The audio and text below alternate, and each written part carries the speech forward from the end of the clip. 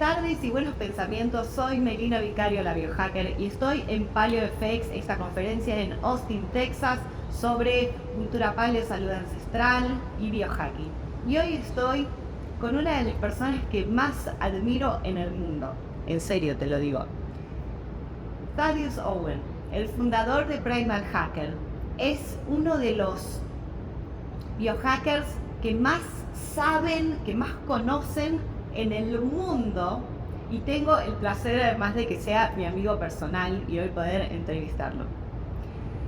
Thank you so much, Thaddeus, for being today with us. Gracias. So, I'm going to start strong, and I'm going to ask you, which are the three health interventions or biohacks, the three most radical biohacks, which the ones you have been practicing, experiencing? Great, thanks, Meili. So the number one thing that started me off on my biohacking journey, so I had insomnia, I had a lot of anxiety, and had a lot of trouble speaking in front of others. I could never get up and give a presentation in front of even two people, never.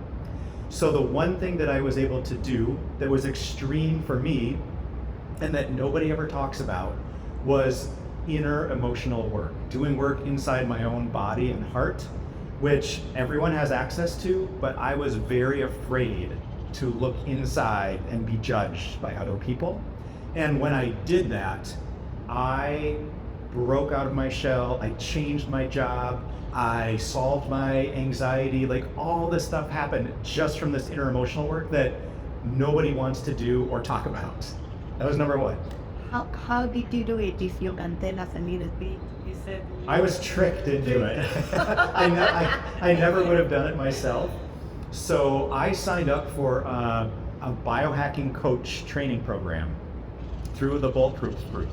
And I was the first class of Bulletproof coaches, and 150 of us showed up at a hotel in California. And we were wearing sweatpants, and we were ready to do biohacking and work out and try out these machines. And Dave Asprey came out, and he's like, gave a 5-minute presentation and said, you're all gonna do something really uncomfortable. So we're like, biohacking. And then he put us into a conference room with 150 strangers, and we had to talk to each other for 2 days straight about our feelings and what was inside, and how to like help each other grow as people by doing inner work. I had no idea that's what was going to happen. And the inner work really pays. It's doing the work, doing the job.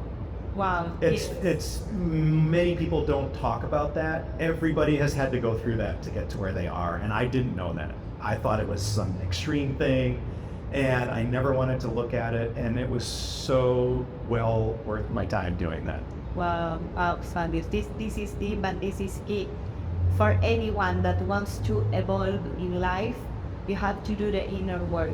In any way, it depends on the person which way, but just to do the inner work. And we grow, we come out of this stronger, right? Much stronger, yes. Which is the second one? Okay. So number 2 is a little controversial, especially in the US, which is psychedelics, but microdosing psychedelics. So not like a full dose where you're going crazy and seeing things. There's no visuals. It's a micro amount of, and for me, I used mushrooms, and I solved a physical problem in my body that I had for 10, 15 years, and tried every other way of solving it. And I did 1 microdose of mushrooms, and I tuned into my body and imagined in my mind the thing that I wanted to fix, and it fixed itself ever since. Wow. It was amazing, and it was so controversial for me to use something like that, because it's not something I had ever really experimented with. I didn't know much about it, but I did some research. I learned from people like Tim Ferriss and others on how they did some of these things, and it was never described to be able to solve this problem. But intuitively, I just tapped into this thing in my body when I took the microdose and had phenomenal results. A physical thing? Yes. Oh, I'm curious. Okay. Later you will tell I'll me. tell you, maybe you can write it in there. And Later. if you're curious, you'll have to read whatever Meili puts in here. Whatever I write, yeah, we'll talk about that later. Good, and it's so important in this case is to do it responsibly, to have a setting, to be cautious about the dose, right? What dose is a microdose? Well, okay, so it depends on each plant medicine that you are using. So they say whatever you're using, the microdose is 1/10 of a full dose. So if a full dose is 4 grams, a microdose is 0.4 grams. This is the case with Mushrooms. Okay. So you divide a full dose by 10. So 4 grams divided by 10 is 0.4 grams. That would be a microdose. And so it's not enough to give you the psychedelic experience, but you feel, supposedly what I was told is you would feel connected and creative and connected to the universe and nature, and it eliminates anxiety immediately. So of course that was interesting to me at first when I had anxiety, was immediately eliminating anxiety and keeping it away for days. And someone else described that eliminating PTSD and all these other things, depression. So I tried the microdose only 2 or 3 times, and the very first time it did its work, and I never had to do it again. Wow, this is powerful. Very powerful. And then the third one, I guess that you're going to tell me something about exercise, because let me tell you guys, Thaddeus, he works, you correct me if I'm right, but Thaddeus has a full-time job. He has like more than 100 people under him in a corporation. He is the founder of Private Hacker. He runs Private Hacker by himself.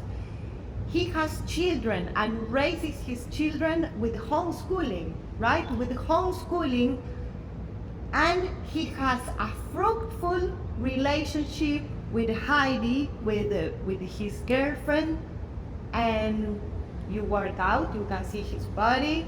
He is a public speaker on EMF, light, and Cold adaptation. cold adaptation. You can't believe everything he does. So we have to pay very, very good attention to how he does this, and he hangs out with his friends. So tell us, for example, the third one, that is, how do you keep so fit and strong? I mean, I think that maybe you don't have time to work out maybe 3 hours a day. No. No 3-hour workouts ever. So what I found in studying all the biohacking is there is an extreme way of working out, which is not extreme for the body, but it's extremely short working out time. So what I found is you can do a once or twice a week workout for 10 minutes. No, 10 minutes. 10 minutes. 10 minutos. ¿Escucharon? Entrena 2 veces por semana 10 minutos. Please tell us about this. And it's only 5 exercises and 1 set. So that means I'm going to do a leg press. So get the legs. So it's a leg press, it's a chest press, and then it's a lat pull down, like a pull up almost, and then a row and shoulder press. And that's it. Those exercises 1 time.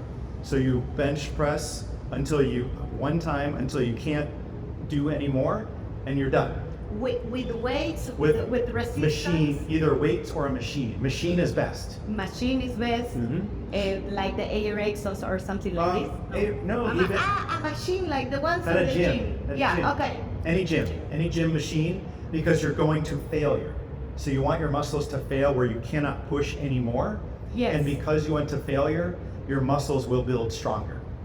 And you only need to do it 1 time to 2 times per week. 10 minutes. You do all these exercises. Can you repeat them? The Leg press. leg press. So you do leg press. To failure. To failure is that until you really can't do anymore. Yes, Okay. no more. And then you're done with that. And then chest press. Yes. And then row. Yes. So like machine row. And then shoulder press. Yes. And then lat pull down, like pull up. Good. Wow. So- Interesting. How can we combine all these things that you have told us with life interventions that we can use regarding your specialties? For example, the first one, let's go for EMF. Yeah. How can we take care of ourselves? I mean, many people don't even know what is an EMF and why we should be aware and what can we do about it.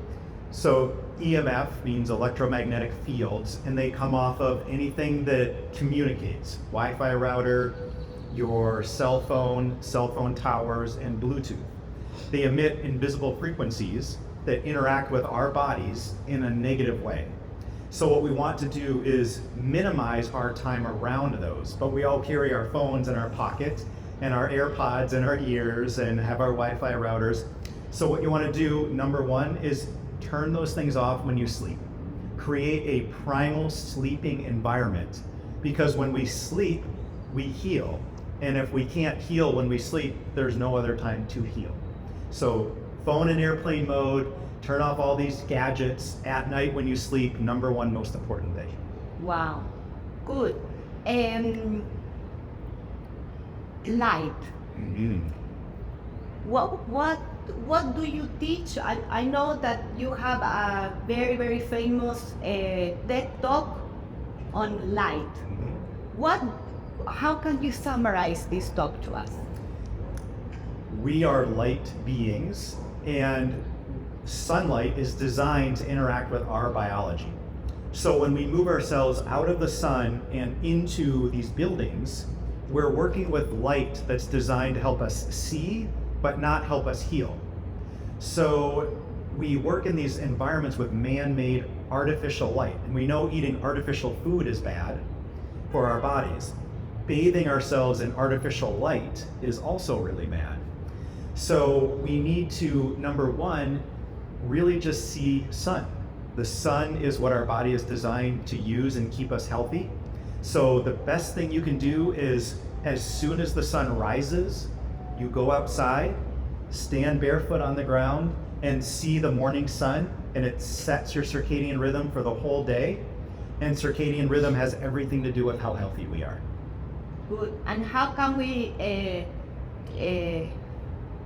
block the effects of the fake light? Because we are exposed at the office, in the house, at the airport, in so many places. Every time you look at your device or your phone or your tablet or your television, artificial light coming into your body, largely through the eyes. So you can get an inexpensive pair of glasses that block the most harmful wavelength of light, which is blue light. So these are just called blue light blocking glasses, and you can put them on, and it blocks the blue frequency of light from getting into your eye, and that is the light color that causes the most damage.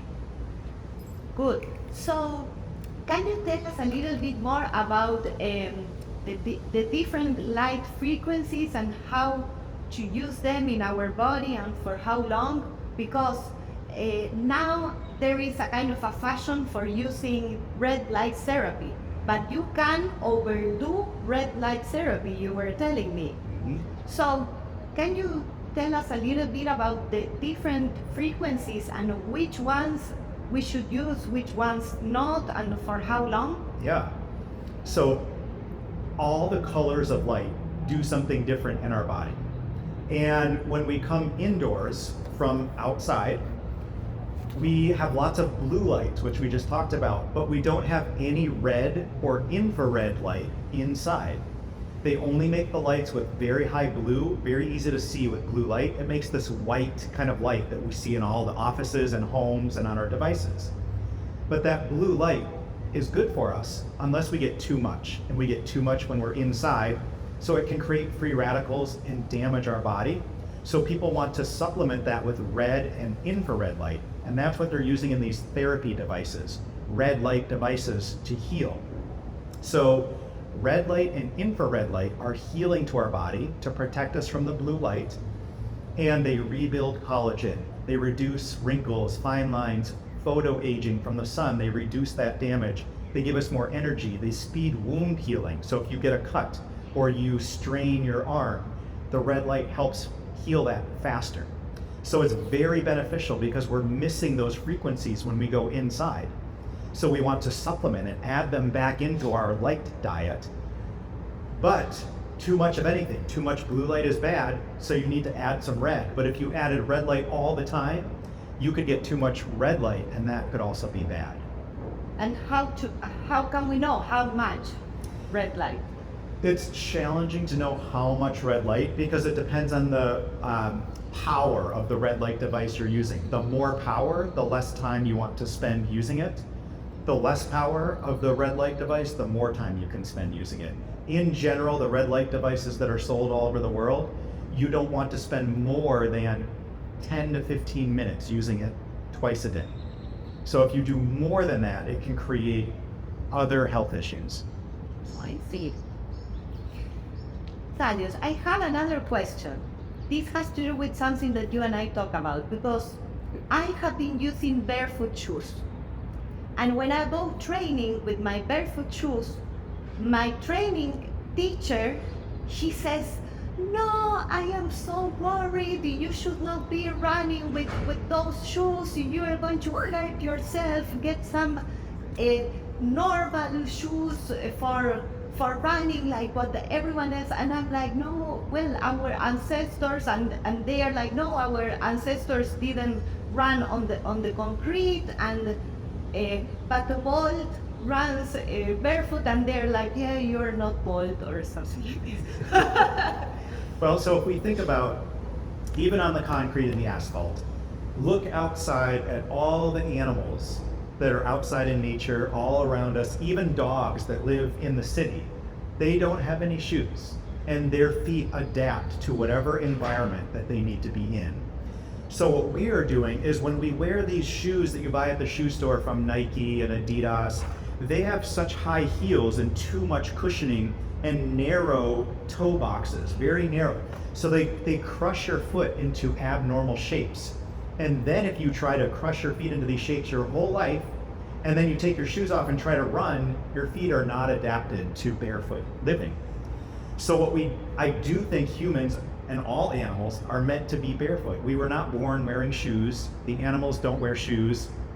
So our bodies are meant to allow our feet to spread out on the ground and for all the muscles in the feet to be engaged. But when we wear these store-bought shoes that are normal shoes, they put our feet in odd positions, they make the muscles go to sleep, and then the muscles start to die because they're never used. We need to use those muscles, strengthen our feet, and then we can run barefoot anywhere. I can run barefoot on concrete, no problem. Wow. Even because my teacher would say, no, but when you're running barefoot, you make a little noise like tick, tick, tick.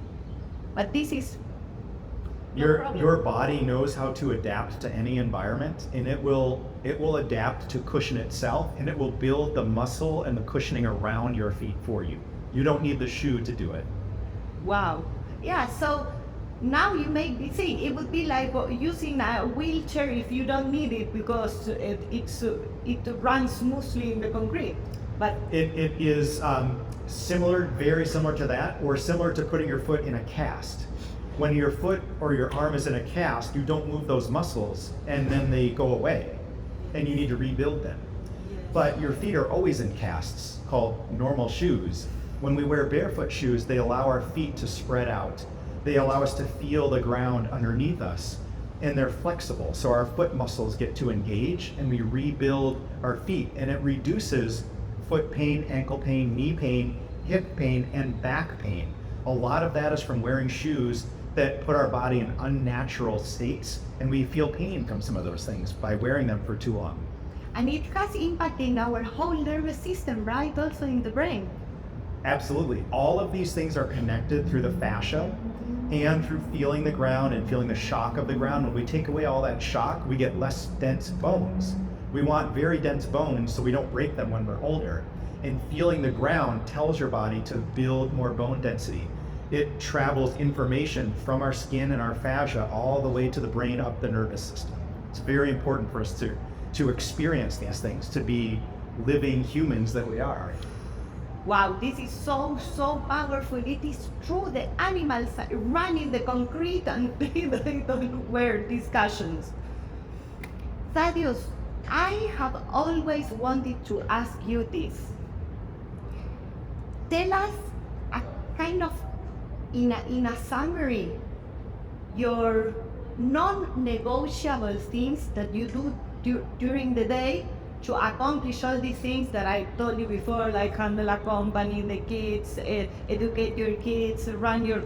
Wow, it's so many things. So what are the non-negotiables for you? I know that watching sunrise is a non-negotiable for you, but then what do you have for, what do you drink as soon as you wake up? How do you make your coffee? And I'm asking these things because, well, we are friends and I have seen him doing some potions. And I always wanted to know, how does he decide what to put in the potion? So the non-negotiables during the whole day.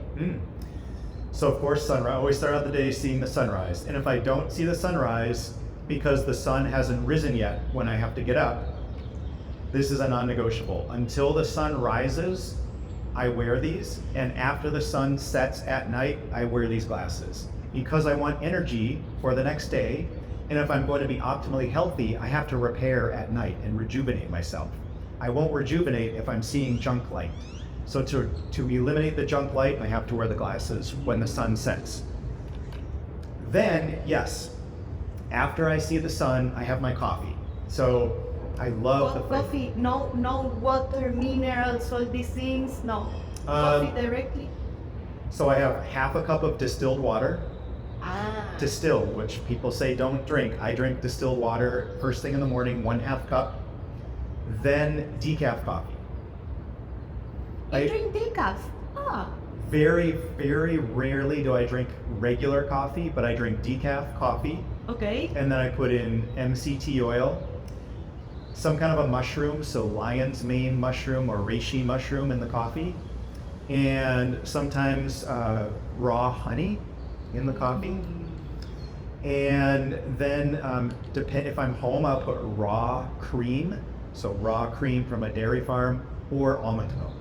And that's it. I blender it up and I drink that, and that's kind of what I have for my morning, and I don't eat any food, and I just have that coffee up until afternoon.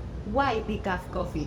Because you like coffee and you don't want... I love the flavor, I love the ritual, but I don't need the caffeine. I have high enough energy with all the things that I do with the red lights and the glasses. I don't need more energy, so I don't need the caffeine, but I love the flavor. Oh, good. You know, I met a few people that don't need the caffeine doing all these other hacks. And good. Then? Okay, then I go to work. So I will, typically my kids are just getting up when I start work very early, so 6:30 in the morning. So I'm at work, I'm in front of my computer, I have red lights on my computer, so those mitigate some of the blue light from the computer. Is the red lights, I have a red light strip all around my computer screen. The one that they can get at Primark Hacker also. I have, the little strips, yeah, exactly. And so those are on my laptop screen, and then I have big natural windows in front of me. So I'm looking out at natural light as I'm working on the computer screen. I never work in an area with no windows and only artificial light. I won't work in those rooms. So I have to have natural light when I do my work. I stand on a topographical mat, so it gives texture to my feet, and it's different heights. A topographical mat? I don't know, what is that? So it's a mat that is squishy, like a rubber mat, yes, but it's thick, and then it has different curves. So my feet aren't flat, but I get to push them on these curves throughout the day. Wow, so can someone exchange this with like a bosu or something like this? Can we use a bosu? Absolutely. But why would we use a bosu while working?